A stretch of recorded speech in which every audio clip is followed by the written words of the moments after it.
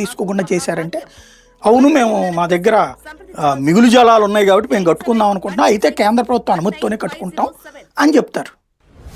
కేంద్ర ప్రభుత్వం అనుమతి ఇచ్చేదాకా నువ్వు కట్టబాకు అంటది సుప్రీంకోర్టు. అంటే ఆగిపోద్ది.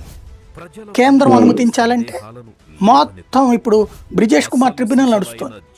మనకి బచావ్ ట్రిబ్యునల్ ప్రకారం అవార్డు అయినాయి కృష్ణా గోదావరికి నీళ్లు. దాంట్లో తర్వాత మిగులు జలాల హక్కుల మీద బ్రిజేష్ కుమార్ ట్రిబ్యునల్ తీర్పు ఇచ్చింది, కానీ అది నోటిఫై కాల, ఇంకా రాష్ట్రాలు ఒప్పుకోకపోవడం వల్ల. బ్రిజేష్ కుమార్ ట్రిబ్యునల్ కి రేపు పొద్దున ఈ హక్కు ఇచ్చేసినట్టు. ఇదిగో మిగులు జలాలు మా దగ్గర 500 TMCలు పోతున్నాయండి, మేము 200 TMCలతో నల్లమల సాగర్ వాడుకుంటాం అంటే మరి 300 TMCలు తెలంగాణ వాడుకుంటే ఇంకా మీకేం అభ్యంతరం అయ్యా అంటే బ్రిజేష్ కుమార్ ట్రిబ్యునల్ రేపు పొద్దున. అలాగా మన హక్కుని రేపు పొద్దున ఈ 200 TMCలు దీని వరకు నల్లమల సాగర్, ఇంకో 100 TMCలు ఇంకోవైపు తీసుకుపోతామయ్యా మనం. ఇప్పుడు మనం ఆ కింద కట్టేటటువంటిది ఏదైతే ఎత్తిపోతలు ఉన్నాయో తారక రామ అని రకరకాల పేర్లు ఉన్నాయి అక్కడ, దాదాపు 5-6 ప్రాజెక్టులు.